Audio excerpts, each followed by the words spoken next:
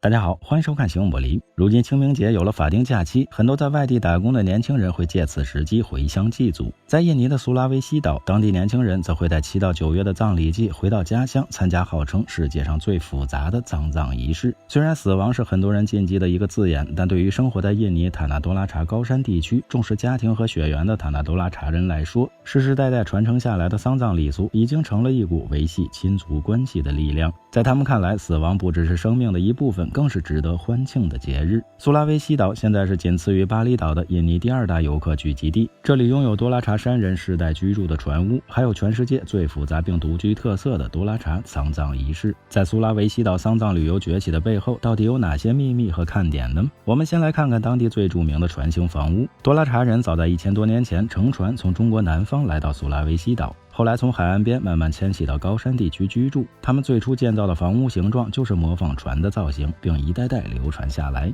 用竹子建造的船屋有5-6米高，为了防止蛇和其他野兽，最下面一层用木头支起，以前下面都是拴水牛的。房屋外墙用黑、红、白、黄4种颜色，分别代表着头发、血液、骨头和灵魂。船屋门前十字架上悬挂的牛角树越多，则代表着家庭越富裕。有趣的是，在当地人住的船屋被称为妻子，而粮仓船屋则被称为丈夫。在多拉查人的传统文化中，船屋不仅用于居住和存粮，在丧葬风俗中也扮演了重要角色。这里的丧葬风俗则是当地殡葬旅游最吸引游客的热点。每年7到9月是当地的葬礼季，游客们在导游的带领下也可以去参加。当地人对陌生人的到来也并不介意。死亡在当地文化中是一场风光派对，送行的人越多，当然也就越美好。在这里，一个人去世，全村人都会参与，可见这是一个非常烧钱的仪式。有些家庭为了一场风光葬礼，可能要在逝者死后再攒几年的钱才能举办，而且举办葬礼也必须要求逝者的所有亲戚家人都要到场。即使像都挺好里兄弟姐妹不和的，在回来参加葬礼时，也基本都会冰释前嫌。而要等到所有家人聚齐，有时也会等上几个月甚至几年。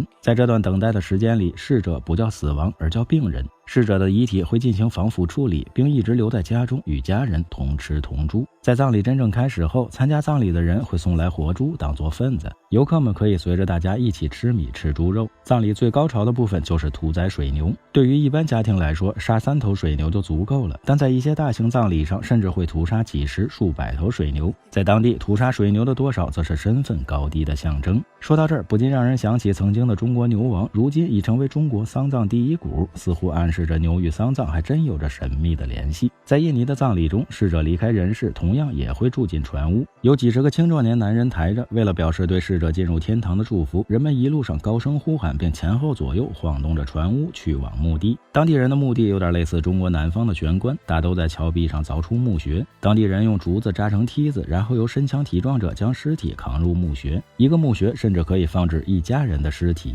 墓穴旁边还会开凿出长方形的洞穴，里面摆放着一个个被称为托托的木雕人像。说到这里，其实葬礼还没有结束，当地人还有第2次葬礼，也就是尸体清理仪式。一般逝者在下葬5年后，会被家属从棺材里抱出，清扫一下身上的尘土，换上新衣服，戴上墨镜，晒一晒太阳。这也是最吸引游客的仪式。多拉查人的丧葬风俗已经世世代代相传至少700年。联合国教科文组织认为，保护多拉查丧葬传统的重要性在于，这种复杂而昂贵的丧葬仪式支撑着史前巨石文化的许多方面，这是在当今世界任何其他地方都找不到的。如果你去印尼参观多拉查人的葬礼，记得一定要带上一包烟作为礼物，有些导游会收取每人$30的费用。怎么样，你敢去吗？来一次旅行长一点姿势，有什么问题请留言或者转发点个赞。最后别忘了下期内容更精彩，我们形影不离。